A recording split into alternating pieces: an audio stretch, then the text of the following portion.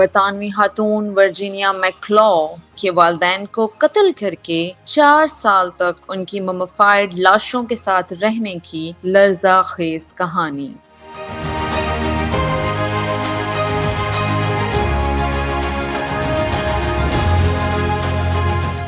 برطانیہ کے علاقے گریٹ بیڈو ایسیکس کی رہائشی 36 سالہ ورجینیا میکلو نے 2019 میں اپنے والدین جان اور لوئس میکلو کو قتل کیا اور ان کی لاشوں کو 4 سال تک اپنے گھر میں چھپائے رکھا۔ اس نے اپنے والد کو زہر دے کر مارا اور والدہ کو ہتھوڑے سے حملہ کر کے اور پھر چھری سے وار کر کے قتل کیا۔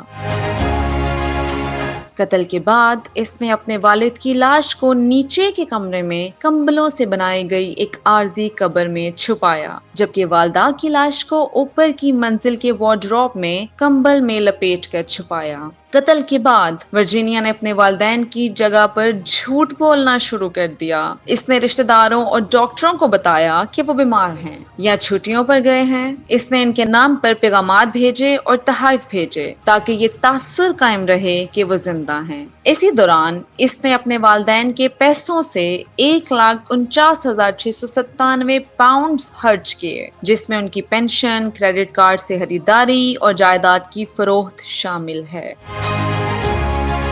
ستمبر 2023 میں ایک ڈاکٹر نے والدین کی خیریت کے بارے میں تشویش ظاہر کی، جس کے نتیجے میں پولیس نے تحقیقات شروع کی۔ ورجینیا نے قتل کا اعتراف بھی کر لیا اور بتایا کہ وہ اپنے والدین کی لاشوں کے ساتھ رہ رہی تھی۔ اکتوبر 2024 میں اسے 2 قتل کے الزامات میں سزا سنائی گئی اور اسے کم از کم 36 سال قید کی سزا دی گئی۔ اس کیس نے خاندان کے اندرونی مسائل، مالی مشکلات اور ذہنی صحت کے مسائل کو اجاگر کیا اور یہ ظاہر کیا کہ کبھی کبھار سب سے زیادہ قابل اعتماد نظر آنے والے افراد بھی گہرے راز چھپائے رکھتے ہیں۔